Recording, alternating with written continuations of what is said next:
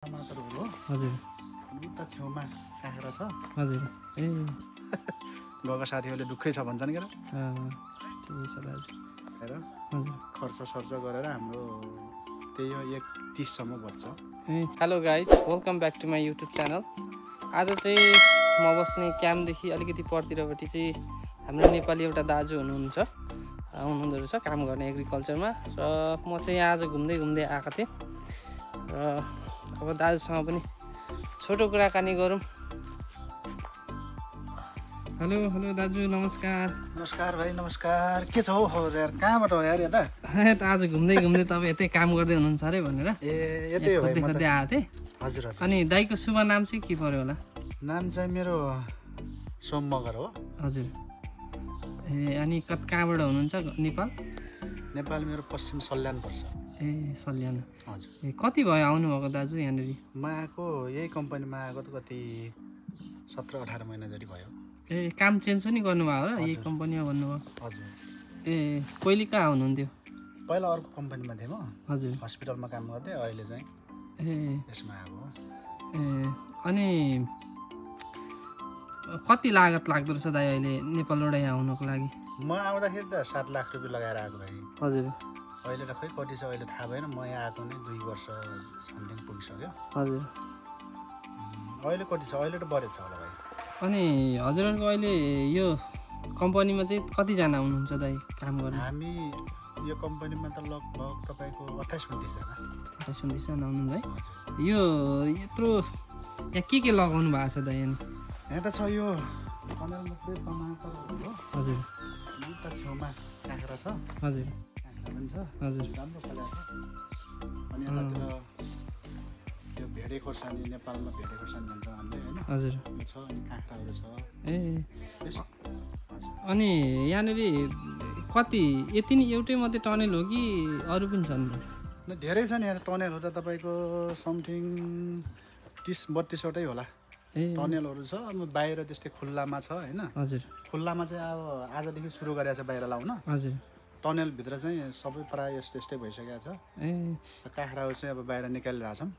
टमाटरहरू चाहिँ अब भर्खर अब यी 2 स्टेप फोलेको छ के हैन? हजुर हजुर। 3 स्टेप फोल्ने सुरु भएको छ। हजुर। 2 स्टेप चाहिँ फोलिसकेको छ। हजुर। अब काँक्राहरू चाहिँ 2-3 लट गइसक्यो बाहिरतिर। काँक्रा चाहिँ अब खुर्सानी चाहिँ अझै भर्खर फोल्दैछ। खुर्सानी चाहिँ अनि दाइ यसरी यो लगाउनु भएको रहेछ, अनि यो सबै सिजनमा हुन्छ कि टनेलभित्र चाहिँ कि कस्तो हुन्छ? यो हुँदैन, यो डिसेम्बरबाट सुरु हुन्छ। हजुर। अनि तपाईँको त्यही हो 5-6 महिना हुन्छ, अनि 5-6 महिना चाहिँ हुँदैन। अब हिउँ पर्ने सुरु भइसकेपछि हजुर टनेलभित्र पनि लगभग हिउँ पर्ने सिजनसम्म हुन्छ। हिउँ पर्ने सुरु भयो भने हुँदैन, सबै सिद्धिन्छ। दाइ अनि हामीले यस्तो खालको चाहिँ यो टनेलमा एकदमै राम्रो हुँदो रहेछ। तपाईँले त अब यहाँ आएर यत्रो वर्ष काम पनि गर्नुभयो, तपाईँलाई अनुभव पनि छ। नेपालमा पनि यस्तो खालको एग्रिकल्चरहरू गर्न सम्भव होला त दाइ? नेपालमा अब सम्भव त छन् त। मैले नेपालमा पनि गरेको गाउँमा। हजुर। अब यस्तै टमाटरहरू, यस्तै काँक्रा, भेडे खोर्सानी, काउली, बन्दाहरू चाहिँ लगाइन्छ। अझै पनि घरमा पनि गरिरहेछन् मेरो परिवारहरूले। हजुर। नेपालमा अब त्यही हो, अब कुनै बेला भाउ धेरै जान्छ, टमाटर हुँदैन। कुनै बेला अब टमाटर हुन्छ, भाउ जाँदैन। हजुर। त्यही भएर नेपालमा खासै अब त्यति उपलब्धिमूलक छैन हैन? हजुर हजुर। तर यहाँ चाहिँ अब ठिकै छ। यहाँ चाहिँ राम्रै छ, राम्रै निकालिरहेको छ। अब साउले राम्रै निकालेर त अब राम्रै पैसा दिइरहेको छ हामीलाई हैन? सेलरी चाहिँ कति छ दाइ अहिले यो एग्रिकल्चरमा? कति हुँदो रहेछ सेलरी? त अब यो एग्रिकल्चरमा पनि तपाईँको अब हेरी हुन्छ हैन? हजुर। तर हाम्रोमा चाहिँ ठिकै छ अहिले। अब त्यही हो, सेलरी खानासाना खाएर खर्च सर्च गरेर हाम्रो त्यही हो 1:30 सम्म बच्छ। खाने बस्ने सबै कम्पनीकै हो है? कम्पनीकै हो, कम्पनीकै हो। हाम्रो अब टोटली चाहिँ हामी समथिङ 1.5 जति हुन्छ। हजुर। तर हाम्रो अब कहिले घुम्न जानुपर्छ, यसो कहिले अब साथीहरूले बाहिरबाट अरू केही ल्याएर खाम भन्छन्, अब त्यो खानु पऱ्यो, यताउति गर्नु पऱ्यो। हजुर। त्यो गर्दाखेरि 1:30 सम्म बच्छ। अनि दाजु यो एउटा टनेलमा चाहिँ कति हुँदो रहेछ दाइ? कति उत्पादन हुन्छ एउटा टनेलमा? यहाँ चाहिँ हप्तामा तपाईँको 3 पटक टिप्छ। हजुर 3 पटक टिप्दाखेरि तपाईँको समथिङ हप्तामा एउटा टनेलबाट 5 कुन्टल समथिङ हुन्छ है। यो बाहिरतिर गर्नुभन्दा त यो टनेलभित्र गर्नु फाइदा छ है दाइ? टनेलभित्र धेरै राम्रो छ, बाहिरभन्दा टनेलभित्र राम्रो छ। ए अनि दाइ यो डोरीहरू यसरी किन लगाउनु भएको? यो डोरी त अब तपाईँको यो बढ्दै जान्छ होइन, हजुर फलहरू फल्दै जान्छ बढ्दै जान्छ अनि यो डोरीबाट बेर्दै बेर्दै यता माथि यो माथिसम्म पुग्छ है? माथिसम्म पुग्छ यो। ए अब फलेको अलिकति छिटो आइज है, म अलिक छिटो आइज। अरू टनेलतिर त रेडी भइसकेको छ। हजुर यसमा चाहिँ यो अलि पछाडिको हो। त्यही त फेरि अब जानलाई पनि अब तपाईँ आज ड्युटीमा हुनुहुँदो रहेछ? हजुर म ड्युटीमा छु आज, अरू दिनमा जाम्ला नभए अहिले फुर्सद मिल्यो भने एकछिन पछाडि जाम्ला, के भयो त्यो तनाव भएन। ए हजुर यहाँबाट अलिकति टाढा छ, 10 मिनट चाहिँ टाढा छ। हजुर ए हुन्छ, त्यही त फलेको भए चाहिँ अब देखाउनु रमाइलो हुन्थ्यो, राम्रो हुन्थ्यो। ठिक छ ए दाजु, अहिले अब नेपालमा पनि नेपालबाट पनि यो रोमानिया आउने मान्छेहरूको एकदमै अहिले बढेको छ होइन? नयाँ आउने साथीहरूलाई चाहिँ तपाईँ कस्तो खालको सुझाव दिन चाहनुहुन्छ? रोमानियामा एग्रिकल्चरमा कस्तो छ, के छ भनेर चाहिँ भन्नु पऱ्यो भनेदेखि सर्टकटमा तपाईँ के सन्देश दिन चाहनुहुन्छ? अब यसमा आउनेलाई ठिकै छ, अब कामकाज चाहिँ अब धेरै गर्नुपर्छ यहाँ चाहिँ होइन। हजुर हजुर काम चाहिँ अब 12 घन्टा 10 घन्टा अब त्यस्तै हो, खट्नुपर्छ। हजुर अब आउने मान्छेलाई अब नआउने चाहिँ भन्न सकिँदैन। हजुर हजुर ठिकै छ, आउनु सके राम्रै छ। अब ठिकै हुन्छ, त्यस्तो नराम्रो अब आउनै मिल्दैन भन्ने मिल्दैन, हजुर आउँदा हुन्छ राम्रै छ। अनि एउटा प्रश्न प्राय सोधिराख्ने प्रश्न, मान्छेहरू नेपालबाट आउँछन् अनि आइसकेपछि अर्को देश सेन्जेनबाट अब जान मिल्छ भन्छन् नि, हजुर अर्को देशतिर उनीहरूलाई चाहिँ के भन्न चाहनुहुन्छ? तपाईँहरूलाई कतिको सहज छ जस्तो के भन्नुहुन्छ? सहज त यस्तो, अब यही देशमै अब राम्रो कमाइ हुन्छ भने अब यही देशमै राम्रो छ भने अरू देशमा किन जान पर्यो र होइन? हजुर हजुर अब तपाईँको 1 लाख जति बच्छ भने यहीँ बस्दा भयो, हजुर किन अरू देशै जानु पर्दैन? हजुर तर अब त्योभन्दा कम छ, अब 70-75 हजार बज्ने कम्पनी पनि छ यहाँनिर होइन। हजुर त्यो भएको कारणले त्यस्ता साथीहरू अब दुःख पाएर जान्छन्, तर राम्रो कमाइ हुनेहरू रोमानियामै बसेर कमाइरहेछन् अहिलेसम्म। जानलाई चाहिँ सहजै हुन्छ यहाँबाट अर्को देशतिर जानलाई? अर्को देशतिर जानलाई खै अब साथीहरू गइरहेछन्, जान त मेरो साथीहरू हजुर अब कम्पनी र नराम्रो भएर गइरहेछन् उनीहरू। हजुर तर सहजै पनि छैन, अब सहज पनि के अब सहज भन्ने हो र होइन? गाह्रो त गाह्रो नै हुन्छ अब जानलाई। अब फेरि यहाँबाट नि एजेन्टै लगाएर जाने हो। हजुर गाह्रो त गाह्रै छ नि के अब म रोमानियामा गएर छिट्टै चाहिँ बाहिर गएर अब धेरै पैसा कमाउँछु भन्ने चाहिँ हुँदैन।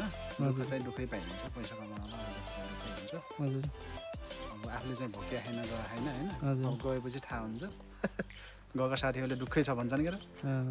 दाजुको यो यहाँ गर्दै गर्नुभएको त हेऱ्यो, अरू पनि के लगाउनु भएको छ त तपाईँहरूले यहाँनिर? यहाँ अरू पनि सेम यस्तै हो, टमाटरहरू छ टनेलभित्र, अब काँक्राहरू भेडे खोर्सानीहरू भइहाल्यो। हजुर अनि तपाईँको सागहरू छ, अनि बाहिर खुल्लामा पनि छ, धेरै छ, अब सागहरू छ, धेरै छ खेतीपाती चाहिँ। हजुर अनि जाउँ अब अन्ततिर पनि गएर हेरौँ क्या होइन? ए यतै हो यो के हो दाइ? यो चाहिँ प्याज हो भाइ। ए प्याज है? हो हजुर। कति रोपनीमा छ दाइ यो? यो समथिङ 3 रोपनी जति होला। ए 3 रोपनी जति होला हजुर प्याजहरू। हजुर तपाईँको उतातिर गाजरहरू छ, हजुर सिमीहरू छ, हजुर आलुहरू त थुप्रो छ, यतातिर थुप्रो छ। यो हो, योभन्दा बाहिरतिर यस्तै 6-7वटा छ। यो यसमा के विषादीहरू पनि हाल्नुहुन्छ कि तपाईँहरू? यो अर्ग्यानिक हो दाइ? यो चाहिँ अर्ग्यानिक हो। हजुर यो चाहिँ अर्ग्यानिक हो। हजुर विषादीहरू केही पनि हाल्छ, यो चाहिँ अर्ग्यानिक हो। हजुर अनि यता पछाडि चाहिँ विषादी चाहिँ हल्का चाहिँ उसमा हाल्छ, गहुँमा चाहिँ हाल्छ। हजुर गहुँमा चाहिँ हाल्छ, अब ड्रोनबाटै हाल्छ गहुँमा चाहिँ। हजुर तर यसमा चाहिँ हाल्दैन। भनेपछि यहाँनिर काम गर्नको लागि प्रविधिहरू चाहिँ कस्तो कस्तो छ त दाइ यहाँनिर? के सबै हातैले गर्ने हो कि खेती यहाँनिर गर्नको लागि कतिको सहज छ दाइ? यो थोरो त अब हामीले अब हातैले नै गर्ने हो। हजुर अब धेरै चाहिँ गर्ने हो भने त अब सबै अब मेसिनबाटै हुन्छ। हजुर गहुँहरू लाउँदाखेरि अब सबै अब ट्र्याक्टरले नै जोत्छ। हजुर ट्र्याक्टरबाटै हुन्छ। अनि छर्ने अब सबै त्यसले नै गर्छ। हजुर हजुर अनि माथिबाट पानी सानी हाल्नलाई अब बिसाडी हाल्नलाई चाहिँ अब ड्रोनबाटै हाल्छ माथिबाटै। हजुर हजुर तर यो ठोर्तिनो लाउनलाई त अब हामीले अब जस्ट 30-32 जनाले भ्याउने चाहिँ हजुर हजुर हामी चाहिँ हातले गर्छौँ।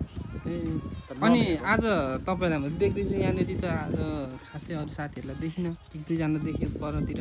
आज छुट्टी पनि हो अनि प्लस अब ठोर्तिनो काम भएको कारणले आजहरू कोही अब प्रायः छुट्टीमा हुनुहुन्छ। हजुर हजुर हामी 6-7 जना चाहिँ आज ड्युटीमा। हजुर हजुर अनि अर्को उसमा हुनुहुन्छ, अर्को टनलतिर हुनुहुन्छ, म चाहिँ आज यतै छु।